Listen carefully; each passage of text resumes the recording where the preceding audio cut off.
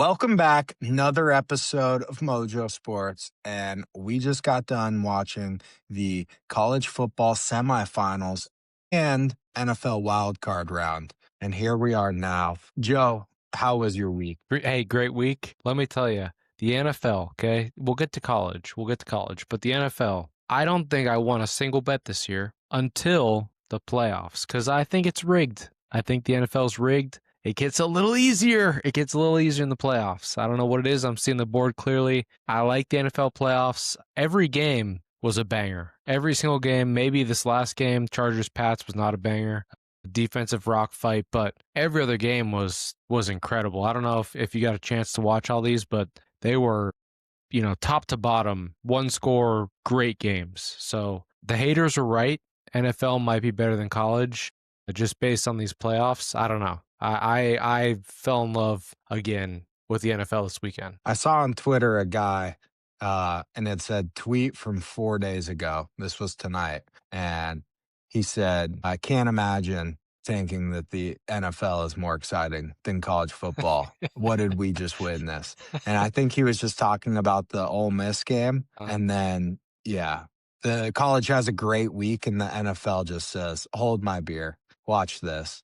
And just put out bangers. Just the greatest hits. Yeah, it was awesome. Awesome football from all levels this week. And yeah, I mean, nothing to complain about, honestly, unless you lost your bets, which we'll get to that. But I was pretty dialed in on Oregon this week. Right play, wrong result. That's what they say. Yep.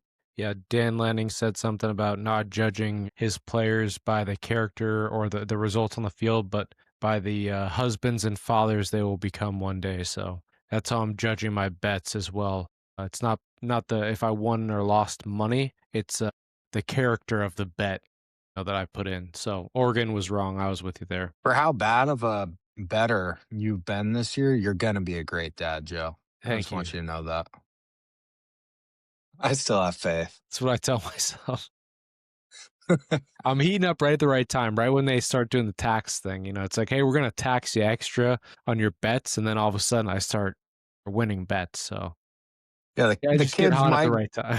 They might grow up on canned food from the gas station, but you're going to be a great dad. QT's got great pizza. I don't know what you're talking about. They do. They do. Outside of football, though, you said you wanted me to bring up something about tickling, Joe. I'm not really sure what that means.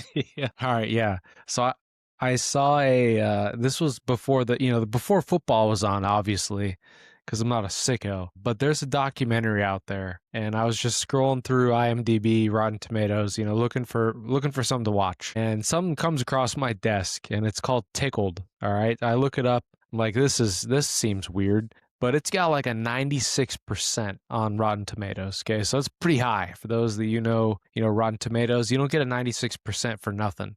And it's a documentary, so I flip it on. The wife's not home. I turn this thing on. Immediately, I'm talking within 5 minutes, it's like softcore porn, like softcore gay porn. And it is a documentary about a tickling competition. It starts out this reporter in Australia, and he does like weird stuff. Like he gets into the weird side of humanity. He does documentaries with just some weirdos out there. So he finds the weirdest stuff he can, and tickling stuff comes across his timeline, and it's a tickling competition. Okay, so this thing starts out weird, but there's this sport, apparently it's called competitive tickling, and this was hot in the streets a couple years ago, and so I started watching this documentary. This documentary goes dark beyond places that I thought. You're thinking about tickling, you're like, oh, whatever, kind of fun type thing. It was not fun. It was extremely depressing, and it got dark really fast. And the way that it ties into this show is it ties into sports a little bit. There's a little bit of a nod to like some UFC MMA stuff, which I know that's your world, so that's why I brought it up to you. But this guy, I mean, he basically was running like a tickling competition ring, and he'd get like these young guys to basically tickle each other on camera. And then when you stopped wanting to do that, he'd like blackmail you and like put this everywhere and be like, hey, tell your coaches, hey, this guy's, been in this video, post it everywhere online. And he would like target small amateur UFC fighting rings, like, like the small fights around the country, around the world, because these guys don't make a ton of money. So it was like, hey, I'll pay you $1,000. You come down, you be in this video. It is a wild, wild documentary. It's nuts. The guy's dad was like a Wall Street lawyer, so he has unlimited money. Like, he has unlimited money to do this whole thing, and it's a nutso documentary. Not for the faint of heart, kind of dark, but yeah. 96%. I see where they get the rating. It was entertaining. It was definitely like a what the fuck's going on type thing. 96% though. I mean, it's got to be like good. It's got to be Good. well done. Yep. The story's got to take you on a ride and Yep. eventually pay off to get that high of a rating. Yep. No free ads. Where can I watch? I think I it just was want to on. see some boys tickle each other. No, I'm not even talking about the documentary. I just want to see the tickles. You can find that. You can find that on YouTube, or you just 4chan. type in tickling, boys tickling on your old Google search. You'll find it pretty quick, I'm pretty sure. But yeah, it was. Whew, it goes like the whole documentary. It goes like it's the most roller coaster I've ever been on, where it just kind of starts out. It just goes all the way, and then all of a sudden, dark gets real dark real quick, and it doesn't let up from there. And that guy's a fucking creep, man. That guy that was in the documentary that's running these tickling rings, he's dead now. He died from a heart attack 5-6 years ago. But He yeah, got lucky. good riddance to that guy, because he's a piece of shit. Yeah. Big This piece of this shit. came out after he died, I'm sure. No, he was still alive. He was still Okay. alive when it came out. Yeah, this might have killed him. Maybe be this honest. killed him. Yeah. Bad guy. All right. Well, I'm going to have to watch it because Yep. you know me. I love combat sports. Yeah. Wild stuff. I'm ready for it. If you want a documentary now that you're done with that one, watch Imposter. That's a fun one. Yep. Imposter. Have you Yep. seen that one? I have seen that one. All right. Well, never mind then. Yep. The cocaine quarterback, we threw that one out too. That one's good. Yeah, I watched that one. That was fun. Documentary show now. Yeah. After how the bets went this season, we just transition. We're film bros. Well, Joe, let's dive back into college football playoffs. Let's actually talk about these games that took place. So, first one, we got the Fiesta Bowl on Thursday night, Ole Miss versus Miami. And I was on the over. What were you on for that game? I had Miami. Right, you did. And it worked out. The boys are back. Total flew over. Miami, never a doubt, gets it done. Joe, is Miami back? Seems like it. It seems like it. All the doubts with Cristobal, all the doubts with Carson Beck, they're just proving people wrong. And this was the first bullet point on our list this week. The playoff committee, they win again. Miami was one of the last teams in. Everybody thought they shouldn't have been in. Dame over them. Whatever you want to say, they keep proving people wrong. And I think the Lane Kiffin, juice kind of ran out for Ole Miss, even though this was a great game. I don't think it was like a flat showing by Ole Miss by any means. Chambliss was unbelievable. Trinidad not getting the next year. He sued the NCAA, trying to get one more year to play college football. That looks like it's been denied. But boy, did he help his draft stock, because they lost the game, but he looked really good. So this was a fun game, though. This lived up to all the hype for me. Yeah, he's looked great the whole time. And I do think he will have a place at the next level. I think he can play, even though he's smaller. But what a run by those guys. And honestly, probably pass interference on the Hail Mary at the end of the game. I think we all saw it. I don't think if I was reffing, I don't think I would have had the balls to call it either, to be honest. But there's a reason why I'm not reffing in the college football playoffs. So I think you got to make the call. It's not like the NFL, right? You don't get the ball at the 1 yard line. It's not completely game changing. But now you're running a play untimed down from the 20-yard line. And it definitely makes things more interesting. So I felt bad for that kid, but it did seem like egregious PI. Yeah, I agree. Tackled him right in the end zone. Yeah. And I think Miami, they did a good job of just, I don't know, they never let down. They were able to run the ball the whole time. They've been running the ball so well in the playoffs. Been really surprised by that. And then my boy, Malachi Tony, he's so electric. He's going to be so good. He's gonna be in the NFL. If you've ever seen, like, where he comes from the most densely populated NFL production city in the nation, and that's Miami. And even in Miami, every kid there thinks that he is Jesus. Like, you grow up in an environment that's loaded with talent and you're still getting called baby Jesus. Yeah, yeah, you're the guy. Yeah. Yeah, Malakatone is unbelievable. This Miami teams keep proving me wrong. I mean, this week I was on them because I finally got sick of betting against them. But yeah, we liked them in the beginning of the year, and then a couple of these losses just took us off of them, and we kind of lost the trail. But man, playing for a national title, Cristobal, like what a turn, you know. Maybe he can't win the big one, but he's won a few big ones along the way. So yeah, I like Miami being back. I think it's good for the sport. They're a good villain. Carson Beck, the revenge tour, like he is on a all-time revenge tour. The guy's what, 20, 27, 28 years old at this point, but he is proving the haters wrong, and I think he loves being the villain. I think he plays into that. He's a great heel. He's the perfect heel, and we'll talk about it. I think this is the national championship game is a perfect matchup. Got some thoughts on that. We can cover that after we talk about the Indiana Oregon game. Yeah. Well, first, I just want to say Miami advances and they are now going to play the national championship at home. They'll be the first team in the playoff to host a national championship. And Miami, I don't think usually is a home field advantage type of school just because they don't turn out enough fans for my liking. But when you're winning and when you're in the national championship, everybody wants to be a fan. Everybody wants to be a part of it. And we'll get to the Indiana game, but obviously they're going to play Indiana. And these prices have skyrocketed because Indiana travels well. And I think we all found out this week on Twitter, but Indiana has the most, I don't know why they say this, but the most alive alumni in the entire country of any school. Yeah. So a strong base. I don't know who has the most dead alumni. It's got to be an Ivy school, I would imagine. Yeah, tickets for that national championship game, just for those that are curious. Lowest ticket right now I see on the old Espen, Hmm. $3,000. So Yeah. quite a ticket. I had a buddy who he was telling me the other day, his friend just moved to Miami last month and was bored and saw the national championship was going to be there. So he said, why not buy tickets? They're $2,000 a piece, bought them. And now he said the tickets that he bought are up to $6,000. So that's an easy cash out.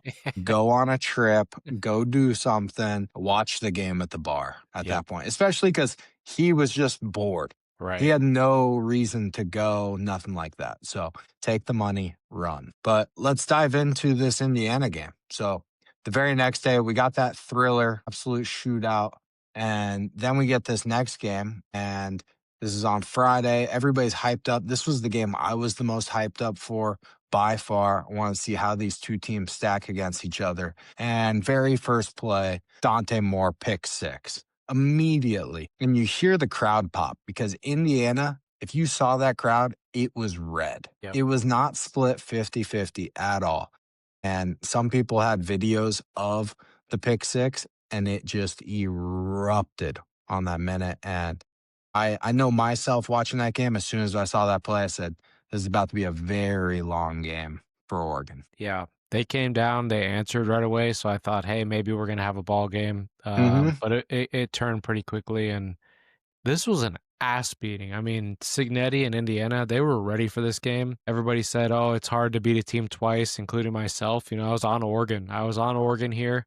But this shit wasn't even close. Indiana dominated them from snap one immediately and every snap beyond that. It felt like this was Indiana's game, and it doesn't feel like anybody can beat Indiana. Nobody has yet. So yeah, they're scary to me. This is a dangerous team, and Signetti, he doesn't smile. He smiled after the game. You know, a lot of people were talking about him smiling in the press conference. I think it's a little bit bullshit. I think during the game, you watch him, he's fighting back some smiles. There was a few plays where it was like he wanted to smile because they were just beating their ass. And I think there was a couple plays where he wanted to just laugh because he knew this was going to happen. And he just, I don't know, you could see him kind of holding back that smirk a little bit, but boy, They look good, and Indiana might be a problem for not just this year, but for a couple years down the line because Sig's got them rolling. Well, they're not done yet, by no means. And something I was going to bring up about Miami too, but I think Miami is also very sustainable.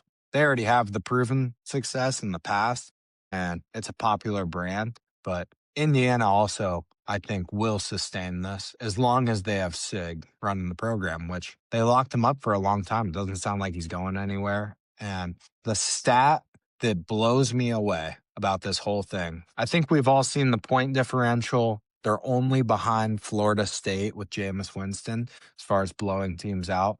But when we look at Mendoza, since the playoffs have started, he has thrown for 8 touchdowns in the playoffs, and he only has 5 incompletions. It's unheard of. This is It's unheard of. Yeah. What I mean, how do you stop this team? And then even when they get up, they're not like sometimes they're not even trying to run up the score. They're just running the rock and then they just break off a 50-yard run. And you're just like, "Oh, this doesn't ever stop. It never stops." Yeah, they're disgusting. The 2019 LSU comparisons, who would win that game? A lot of people keep saying it. I'm a 2019 LSU guy, but yeah, I'm that's with you. Indiana. The fact that they're in that conversation and even people bringing it up is just crazy because the new blood in this championship, that's the most fun for me. Miami, not really new blood, but new old blood, I guess you could say. I think it's really good for the sport and this Final Four even, these teams haven't been in it. Oregon has played for their fair share of Final Four national championship type games, but I think this grouping of teams was really good for college football. And yes, this was a blowout, and thank God we don't have blowouts in the playoffs. They shouldn't let a group of 5 teams in because there might be a blowout, God forbid. But I like the Final Four, and it was a fun playoff no matter what. Even though this game was an absolute ass kicking. Yeah, it's been a great playoff. I also saw, do you remember who the Final Four was last year, Joe? Can you No, recall it off was top of Ohio your head? State, Notre Dame, Penn State. Yep. I can't remember the fourth. I'm trying to think of it too, but I saw a tweet and we've had the 12-team playoff now for 2 years and no SEC school has made it, Yeah, which yeah, is insane. yeah. So people didn't Poor, think that the poor playoff program. would, they didn't think it would work with No. football. They Yeah, thought it was a basketball thing. And here we are. And I've yeah. got a great tweet from our friend, what's his name? He's an idiot. Sorry, I just had it. Let me pull it up. Bill Simmons. We all know Bill Simmons. BS, right? This was from December 20th, 2024. After watching Signetti in a playoff game for 3 hours, are people still unsure if Belichick can succeed in college football? What? Gotta love it. Yeah, after Indiana got blown out last year in the playoff, he said, "This is exactly why Belichick will succeed. This shit is easy." What an idiot. Yeah, what I was gonna say though about this matchup, and we'll talk. I think we're gonna save the championship preview for next week because we'll record and put that out on Monday before the game. Ridiculous that this game is played on a Monday. Let's speed up the timeline here, NCAA. But this matchup between Mendoza and Beck, I mean, this could not be more good and evil. Like this is the perfect good and evil matchup. You got one quarterback taking pictures, dick pics, sending them out to everybody. Hey, slide through. Snapchats are leaking for Carson Beck. And then you get another guy who's thanking God before he's thanking anybody else in his post-game interviews. So this Mendoza-Beck matchup, I think it's perfect. I don't know if it's, quite Catholics versus convicts, but it is pretty damn close, it feels like. So I love this matchup. I love this national championship. It's going to be fun. Polar opposites because we look at a team that doesn't have basically any 5 stars and maybe only a few 4 stars. They showed the stat TCU, when they made the playoffs, they played Michigan, right? And they had 21% of their roster were blue chip recruits, which is very low for a team playing in the Final Four. This Indiana team is at 8%. Just absolutely breaking what we thought was and has been for a long time a really good stat at determining who has a chance to win the national championship. And they're just rewriting every book right now. But I will say, they're getting to the point where people are starting to turn on them. I'm seeing allegations that people think Indiana, they're cheating. People are saying, how can a team go from being that bad to this without cheating? So there's a lot of people on X right now, and they don't have any reason why. They don't know why. They can't figure out how they're cheating, but just this turnaround is so good that they just have to claim cheating. Yep. No, that's when you know you make it. I did see a tweet of the guy who got hurt. I can't remember his name, but the star defensive end for Indiana. Mhm. He's sitting in the press box, has his phone out, and he happened to have a betting app on his phone, and people zoomed in onto the home screen, and there it was downloaded. I don't know, they put in some wagers, but if you're betting on yourself to win, I got no problem. Let the guys bet on themselves to win. That's no problem to me. I don't give a fuck. Let Pete Rose in the Hall of Fame. I don't care. Well, Indiana did play a game, I think it was against Iowa, and they were Yeah. favored Yeah. by like 5.5 or something. And Mendoza did run 60 yards backwards to take a safety to end the Yeah. game, which did not cover the spread. So, No. He huh, apologized. He apologized. he did, which is how you know he was well aware of Oh what the yeah. line was. Yep. Yeah. Also, Joe, I got a fun one for you. If you go on X right now and you type in Colin Coward, Indiana, if you just search that, I'll read you the 3 tweets that pop up. The first one is from December 2024. It says, "This entire playoff is experimental. Things will change. Potential reseeding after round 1. It may expand to 14 games. Change is inevitable. But let's make one non-negotiable rule. Indiana can never be invited again." The very next tweet is from this year, January 9th. It says, "Indiana is inevitable." And then on January 2nd, so it was actually before that, he said, "Indiana just sent a sport-wide message. The SEC dominance is over." Colin, pick a lane, brother. Maybe that's why you've made it so far. It's because He's you just good. jump on every single side, no He's matter good. what. He's Yeah, good. you can't be wrong. We aspire to that. We aspire to that. But I thought that was funny. I enjoyed that. I love seeing these big name guys, and they just, whichever the way the wind's blowing that day, they just got to fire off a tweet just to piss some people off. Yep. Yep. Best in the biz, that guy. Well, Joe, we're going to preview this game next week. But if you have any final thoughts on it before we move on, say it now. Yeah, I'm leaning Miami. I know that's disgusting. I know it's Whoa, disgusting. Yeah. 7.5. That's a lot of points for a national title. I don't know. I mean, it is. but every time, it's been 15 games now. I haven't bet against Indiana for 15 weeks straight, but 15 weeks in a row they've proven the haters wrong. So I don't know. They scare the shit out of me, but I think this game could be a little closer than 7.5. My number, I ran it without updating with this week's data, and I make the score 29-20 Indiana. Ooh, So I would have Indiana -9, and I would have the total at 49, which right now the total's 48.5 and the spread's 7.5, which when it comes to betting, 7.5, 9, very similar in my opinion. Not too much to move off of. But I've got my Big Ten to win the national championship at -170. Right now, Indiana, Big Ten, -325. So I'm feeling good. I almost don't want to touch the game because if yeah. I do, I'm probably going to take Indiana -7.5. And then if they lose the game, I'm going to be double Double, pissed. yeah, double, yeah, yeah, yeah, yeah. This game, the way that I'm looking at it here on, you know, good old college football graphs, they make it 25-22, Indiana. Mm, So Indiana by 3.5, and they make the total 48. So we're in alignment on the total there. So maybe that's a sign, but yeah, I don't don't know. touch the total. Don't touch That's, total. that's what that says. Yep, yep. But If Willie yeah, Moe and college football graphs have the total the same, don't touch it. yep. Yep. Yeah, we'll see. Maybe we pay $3,000 and go to the game. Ooh, would be nice. And a flight. I've been there before.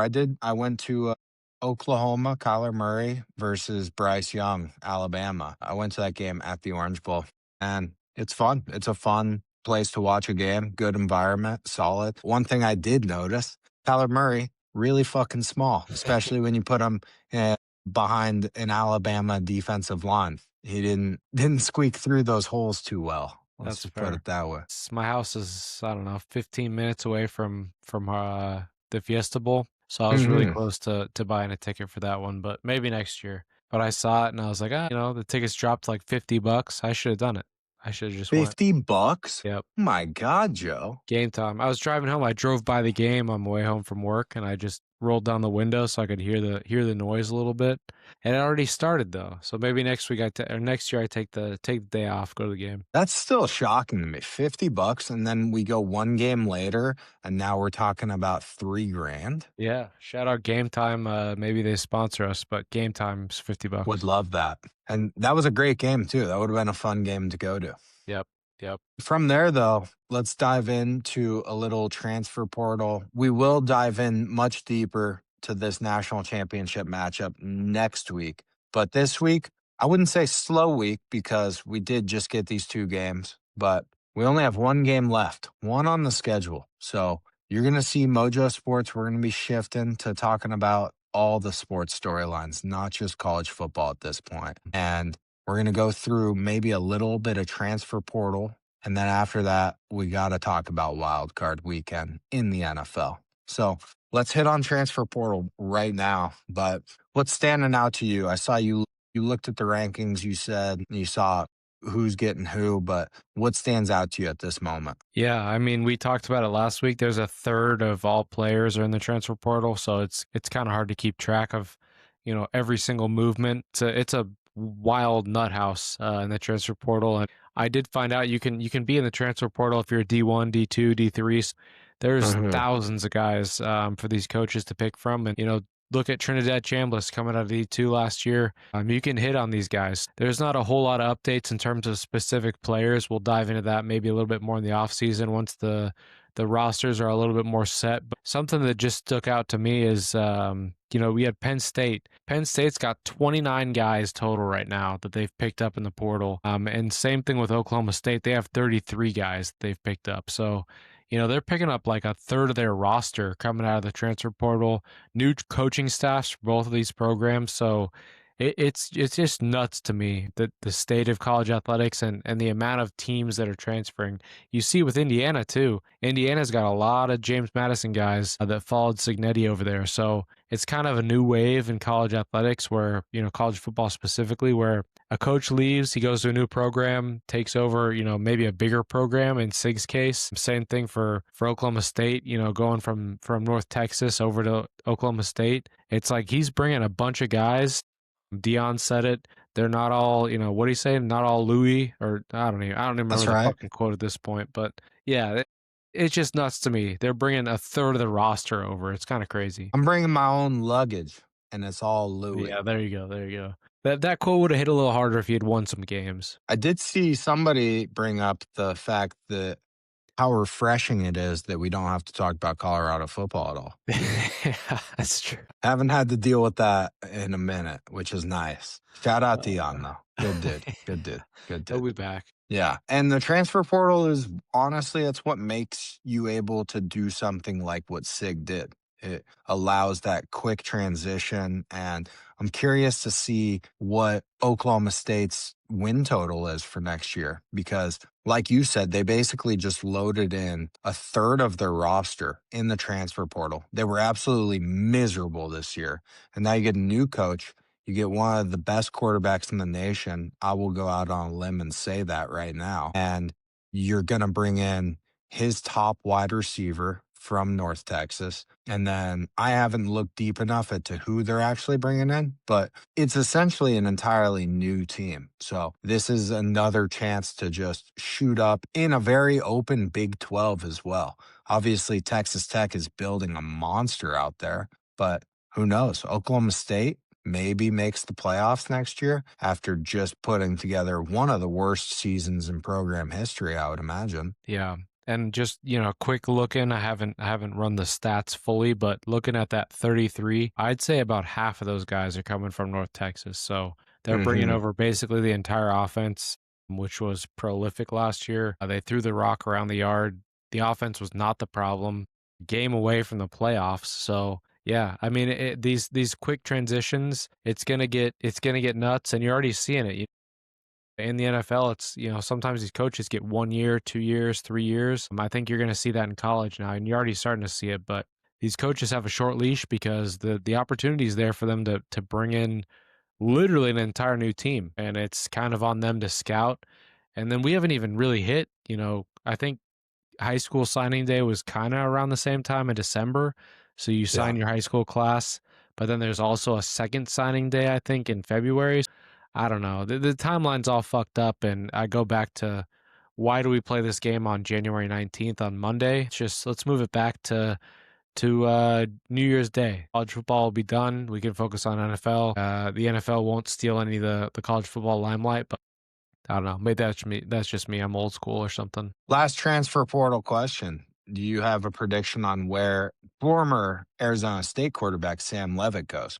Because we did get this big talk. He was taking, visits to these different schools, and the one that blew up, he went to a basketball game with Lane Kiffin, sitting courtside, and during that basketball game, we got word that Washington's starting quarterback was going to transfer to LSU just a day after he signs an extension with Washington. And eventually, this whole deal got axed. The whole thing just fell apart because LSU found out that they were also going to have to pay millions of dollars to Washington to even get this deal done and then have to pay this kid. And from the jump, I said, this kid's just overpaid, overvalued, because nobody's worth that money, especially, I mean, if you're not a Caleb Williams, you're not a Trevor Lawrence, right? You're not one of these game changing Joe Burrow college football quarterbacks. I don't think you're worth the 3 million, 4 million that they're offering you. Plus, you got to pay that same amount to the other school.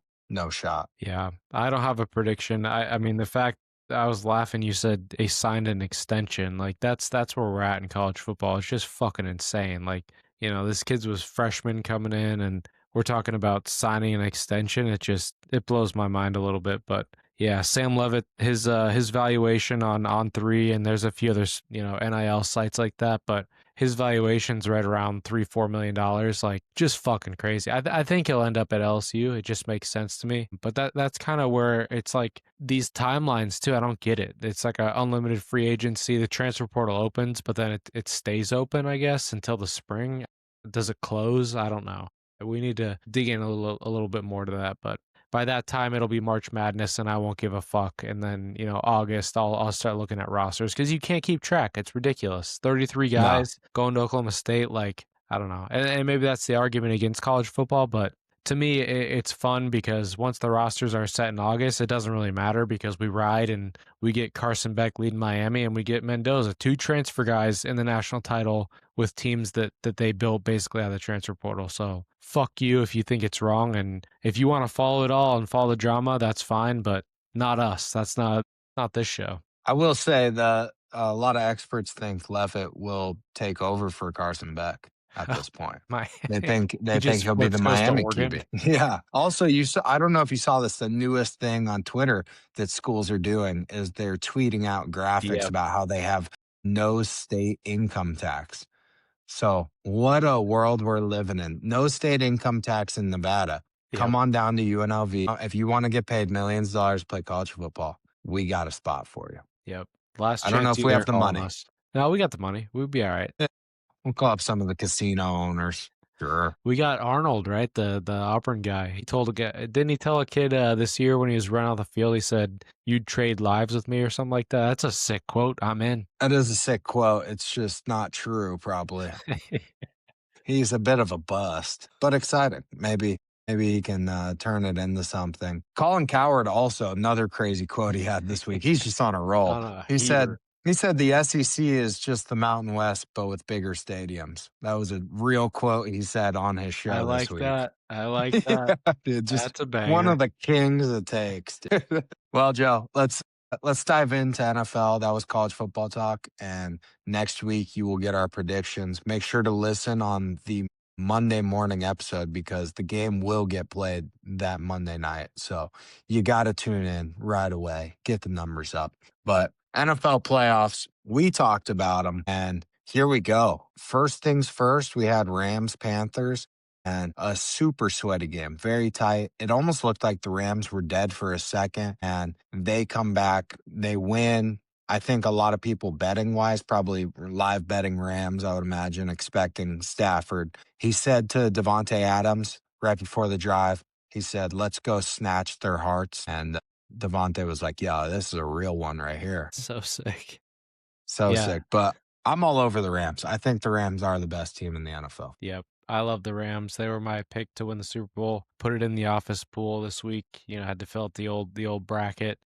I Were you put the sweating? Rams in. No, I wasn't. I wasn't. This is Never a doubt. no, never doubt. It's kind of been the Rams season. I think they're going to have to do this. They have to go to Chicago. That's not going to be an easy game next round. So I think the Rams are kind of built like that. I don't expect them to have any easy games. Maybe they blow a team out. They've done it, in the regular season. It'll be kind of this sweaty loss or close game. And then the next game, Puka, has 250 yards receiving and 3 touchdowns. And it's just like, oh, yeah, these Rams are, they're the best team. But I don't know. I like the Rams, I like the way they're built. And this game showed me more about the Panthers than it did the Rams. I like the Panthers. I think they've got a good future. 8-9 was kind of a gross record. They cannot seem to figure out how to play on the road. Luckily, this game was at home, and Bryce Young, I like the Panthers. I think they got a good future.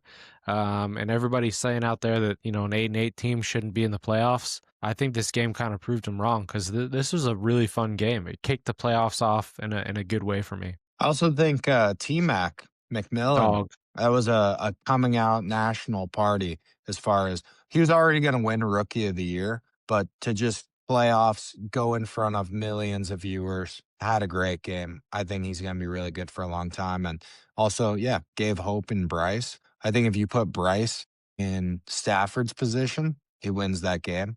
You give him Puka, you give him Kyron, you give him Devontae Adams, Sean McVay calling plays. Yeah, I think he wins that game. So I don't know. It seemed like just the better team won, and that's how that goes. But hope for the Panthers. And the Rams, they're now going to take on the Bears, like you said. So got to head to Soldier Field, and they're going to play the Cardiac Kids. So let's dive into that game. The Bears, they hosted the Packers, and this was the craziest game of the weekend of college or NFL. But they were down at halftime 21-3. I think at the end of the third quarter, down 21-6, somewhere around there. But they scored 25 points in the fourth quarter. And to top that, the Packers, they missed a field goal and an extra point in the fourth quarter. And how many points did they lose by? 4. Exactly 4. Special teamers, kickers, you're ruining our sport. Yeah, I saw a lot of those takes. It was like, get these non-football players off the field. Uh, don't let these idiots play that, don't actually Do play those eat at football. you? How do you take those? I don't give a fuck if they want to take out kicking. I mean, sure, but that's the whole point. You got a good kicker, the game turns in your favor. You don't have a good kicker, it doesn't. So I don't know. Look at Cam Little, like he's the best kicker in the NFL, probably the best kicker going forward. He's got the 2 longest kicks in NFL history, and he missed a pretty clutch kick today. So I don't know. I Yeah. like the kicking game. I know it's obscure for people and they think these guys shouldn't be playing it, but that's the whole thing. You saw more teams this week go for it on fourth down than you pretty much ever have. I think every fourth down it felt like it was like, fuck it, we're going for it, especially in these red zone situations. But if you have a good kicker, that's 3 points, and I think a lot of these teams would take those points and move on. So, I don't know. I like the kicking game. It makes it fun. It makes these type of games possible. The Bears. I'm a fake Bears fan. I love Loveland. He's a fucking dog. Tight ends are hot right now. I think we got one at Oregon. Yeah. I think he's a dog. Sadiq. He's a monster. I think there's a few guys coming out. Indiana's got one too. So the Mhm. tight end position is loaded, and I think it's going to stay one of the more important positions in college, and then translating to NFL. NFL, you see it. I think if Green Bay had Tucker Kraft, like it might be a completely different game. So I like the tight end position, especially in a a game like this, Packers Bears. The tight ends are starting to become like a good running back, maybe even more important. in today's NFL. I mean, Loveland had 137 yards. He's a leading receiver. So I don't know. I love watching the Bears. They're super fun. Caleb Williams starting to lean into all the stuff, the finger paint. You know what it takes to make hardworking folks in Chicago paint their nails in the stands? Like Caleb, like he has got the fucking city rocking. So I'm happy for the Bears. This was a fun game, and yeah, this next game, Rams Bears, I think it's gonna be a banger. Joe, this game came down to one play, in my opinion, and it was a 4th and 8. Caleb Williams pocket breaks, rolls out, and makes a throw that we're going to see for many years to come. It turned into a Jordan ad, it seemed like overnight. I don't actually know if they're partnered at all, but he hits the stance and he just drops it right in the bucket over 3 defenders. And that's what we saw in college, right? That's what we saw at USC. That's what was so appealing about Caleb Williams was his ability to kind of move around the pocket. He doesn't look to run the ball. When he gets out of the pocket, he purely just wants to buy time, and he loves that scramble drill where your wide receivers now they get on the same page as you and they find the empty gaps. Yeah, he's been electric. He's got the nickname now. He has all these fourth quarter comebacks, and I'm curious to see if they can keep it up. I also think Ben Johnson, dude, halftime adjustments, he Stud. must be a maniac. I mean, because every single one of these games, they come out, and the stat I saw today was the Packers and Bears played 3 times this year. The Bears went 2-1. They won 2, lost 1. The Bears took 0 snaps on offense with the lead in those 3 games. They never took an offensive snap while having the lead, and they still went 2-1. Insane. Yeah. Yeah. Did you see Ben Johnson's post game in the locker room when he's giving his speech? It's pretty electric. If you haven't seen it, look it up. Him and Caleb Williams gave some pretty good speeches after the game. So yeah, pretty good. Ben Johnson shows what coaching can do because last year Caleb Williams looked like a complete bust. So 1 year change your life. Sure. Then we got to today, and we saw in the morning, we had Bills, Jaguars. Trevor Lawrence, he's playing some of the best football of anybody at the quarterback position this year. Liam Cohen has the boys playing hard, too. That defense is smacking. But then you have the Bills on the other side. Not a great defense, not a great O line either, really, I would say. But they have been able to run the ball with James Cook and Josh Allen. And Josh just plays superhero a lot, gets a lot of plays downfield, and if nothing's open downfield, he's tucking and running and breaking tackles. And this game came down to the wire. It was exactly what everybody wanted. Josh Allen leads a late drive to win the game. And I think the Jaguars, I think there's a lot of promise going forward. It's a young team, and everybody seems to be bought in. Everybody wants to be there. We had the reporter today. I don't know if you saw this at the press conference. She didn't even ask a question. She just said, "Hey, Liam Cohen, I just want to let you know you did a great job this year. Keep that chin up, and you're the guy." She literally said, "She said you're the one. You're him." And yeah, which was funny too because it sent the media in the frenzies because other reporters started quote tweeting it and saying this is unprofessional. You're meant to hammer them with questions. And then the public was like, wait, what the fuck? Like, we actually like this. This was kind of refreshing. Like, you're not bashing a coach after a loss. And yeah, the other reporters just had to hate on her for it. But overall, though, great game. And I thought the winner of this game, I thought would go to the Super Bowl to play the Rams. So I Ooh, guess I'm officially on the Bills wagon, I don't hate that. Nobody circles the wagons like the like the Buffalo Buffalo fucking Bills. Bills. Now, Josh Allen's a monster. He is superhero. I think this game was exactly like you said. Everybody wanted it. They wanted to see the quarterback matchup, and we got it. Trevor Lawrence, a couple gross picks. That last pick, maybe not his fault. Kind of bounced off a guy, maybe some PI. Who knows? But this is who Josh Allen is, and he's going to carry this team, whether he's hurt, whether he's not, as far as they'll take him. And this is the year everybody's been talking about it, right? Where it's like there's no Lamar, there's no Patrick Mahomes, there's nobody standing in Josh Allen's way. So now all he has to do is get through Bo Nix. And I don't know. I like Josh Allen's chances, but that Buffalo offense against the Broncos defense, the Broncos have probably a better defense than the Jaguars even. So Josh Allen, he might need some Toradol shots and some other stuff to get ready for that game because I think he might get his ass kicked. But again, don't hate him. He might just sneak that one out. By the way, Shaq Thompson picked off Trevor Lawrence today, and a baseball guy, had to tweet out that he played minor leagues for the Red Sox. And Shaq Thompson, he went 0 for 39 with 37 strikeouts. So you made the right choice playing football, sir. Hitting's hard. That's crazy. After that, we got the Niners. They had to go to Philly, long road trip. And right before the game, they announced that Trent Williams is in, Lane Johnson out. And kind of the reverse of what everybody thought going into the week. And what do you know? The Eagles, they blow it. They lose the game. And that's what we do. I'm an Eagles fan. If Lane Johnson's not on the field, we don't win. It's as simple as that. And that's why he's the best tackle in the NFL, and he will be a first ballot Hall of Famer. But this offense gets so stale when we get the lead in the second half and just could not score to save our lives at all. Also, George Kittle, terrible injury. Prayers up for you, brother. You're probably not playing next year either. Yeah, look like an Achilles from a Twitter doctor's perspective, but yeah, I mean, you're an Eagles guy. I think everybody else in the world hates the Eagles.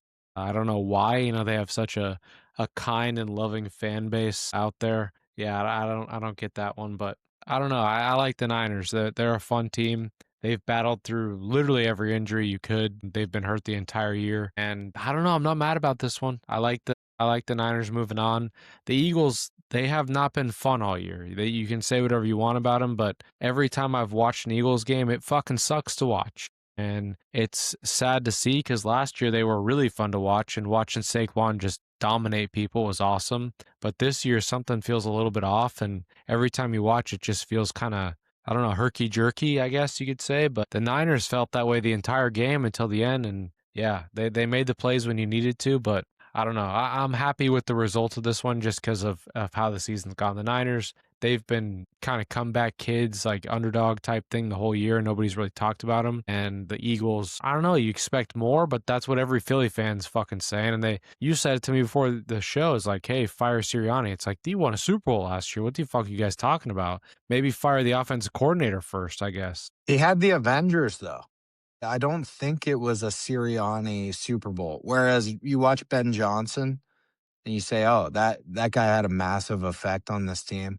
With Sirianni, I don't think that he is the X factor. I don't think his coaching is the reason why. I think it's because Howie Roseman is a chef when it comes to being a GM, and he's built the best roster in the NFL multiple years now. So I think Sirianni might be cooked. I also think he should have played his starters the last week of the season because there was something to play for. And he basically said, no, we're fine with just being in the playoffs and we don't care about what seed we get. So that'll come back to bite you.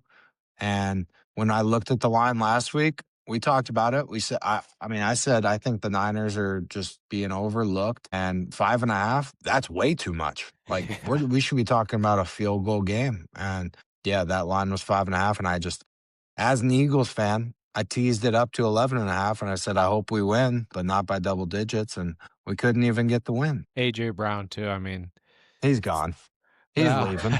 He's not staying. He dropped a couple balls there where he might have liked to have those after the comments and fighting with the coach on the sideline. That was Sirianni and AJ Brown got into it on the sideline. I don't know what that was about, but it was after a couple drops, and there was a few balls that AJ Brown should have brought in. I don't know if him and Jalen Hurts like each other. It feels like they hate each other. Yeah. But it just, I don't know. It feels like there's going to be some switch ups in Philly. I think that, Jalen Hurts and Saquon and the nucleus and everybody around him is like, there's not a problem. I don't think there's a problem. Even after this loss, I don't look at it as like a failure of a season. It's hard to repeat. And you got injuries, like you said, Lane Johnson. You got a new center with Cam Jurgens. I don't know. I think they'll be fine. I think a firing of Sirianni is overreaction, but I do think Vic Fangio's gone. There's no chance Vic Fangio. No, I love Vic. He's not coming back. Come on. Last note about this game, I will say, I saw reports that after George Kittle got hurt, he gets sent to, the locker room backstage, and the owner of the Niners sent down a bottle of tequila for him. And we got confirmation from reporters that that bottle of tequila was empty before the end of the game. So George, he knows his medicine. He said, I don't need any of that morphine or whatever you guys are bringing. Just get me a bottle of mezcal. Well, Joe, we finished the night with the rock fight of the round, but the Chargers, they traveled to New England. They took on the Patriots. Drake May, he is now the face of the franchise. And yeah, this game was an absolute rock fight. I hope you didn't bet on touchdown scores for this one because the I did. final was Patriots 16, Chargers 3. Yeah, rock fight. Great game. Great game. Not for the offense lover though. I mean, this game was, I think it was 3-6 at halftime, if I'm not wrong. So just zero touchdowns. I did bet on touchdowns. That was great. I had Keenan Allen first touchdown with a Keenan Allen 2 touchdown parlayed. It's my favorite bet to bet in the NFL. It's great odds if you can ever find it, especially when you get a receiver like that. And it looked really nice. It looked really good because they had that first drive and Keenan Allen had a touchdown in the corner. He dropped like 3-4 balls tonight that were Yeah. right in his pockets. Something was up with him, and the Chargers, man, they piss me off every year because it feels like they should be there, right? Like this is the spot. They've got the guys. They don't really have any excuse except for a fucking piss poor offensive line. I mean, Jesus Christ. I wanted to ask So you about bad. this because you're an offensive line guy, decent center, some may say in your time. And Some would say the GOAT, but yeah. I mean, holy fuck, it's like Justin Herbert's just like picking himself off the turf every 3 seconds. He already got hand surgery a few weeks ago, not that long ago. And then tonight just took an absolute beating, re-hurt the hand. And he's a dog, though. He doesn't Dog. leave. He stays in the game. That's why Harbaugh has so much respect for him. But these are also their backups. These are their backups. They have two elite tackles that have been banged up all year long with Joe Alt and Rashawn Slater. So I think if they can rebuild that O line a little bit on the interior and then stay healthy on the outside, I believe in Herbert. I know he gets a lot of shit for being a hypothetical quarterback of like, what if, all this and that. He's the best quarterback to never win a playoff game, all that stuff. I am a full on Herbert believer. As a former offensive lineman, that's a guy I would block for. That's a guy I would play for. Yeah, I'm pretty sure every time he came off the field, they were evaluating him for a concussion because he he was getting his fucking Yeah. ass beat every drive. I don't know. Yeah, it feels like Trevor Lawrence and him are in the same kind of boat to me, where it's like, hey, these guys are elite quarterbacks, but they just can't seem to get it done in the playoffs or in the postseason. They both had good years, but Trevor Lawrence and especially Justin Herbert, this stat line is not going to help Herbert in the conversation because the stat line for his 3 playoff games are not good, not good at all. Especially when I bet on him to have 200 passing yards today and a passing touchdown. Didn't it seemed like a pretty safe bet? Justin Herbert one passing touchdown was minus 500, so I'm glad I tossed that one in the parlay. Both teams were able to move the ball at times, but then something would happen near the end zone, or you would just go for it on fourth down, which we've seen. All these guys are being super aggressive play calling. So, yeah, it's a bit of a crapshoot when you get down there. And I think this one did give me confidence in the Patriots. I was a little unsure about them. Seemed like they played a really weak schedule, but yeah, I mean, the defense is legit. Christian Gonzalez on the outside playing corner. He got hurt tonight, but I think he'll be all right. He's absolutely locked down on his one side of the field, and it makes everybody else just so much better. So excited to see them, and we'll have to dive into those matchups, getting ready for next week. Yeah.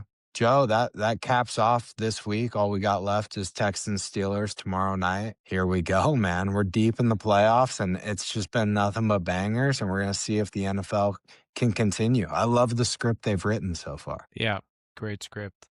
Great script. Yeah. Hopefully we'll get some new blood. It looks like we are. We already have new blood with the Eagles out now and the Chiefs are gone. So it's exciting. I think it's fun for college and the NFL to have some new teams, maybe some new old teams, some Patriots, some Miami in there, but I love it. I like the new stuff. It's refreshing. A refreshing glass of football. Refreshing. Well, Joe, that's all I got for you. And we appreciate you guys hopping in, listening. We just hit 10,000 listens on our last episode. So hoping to get up to 20,000 for the next episode.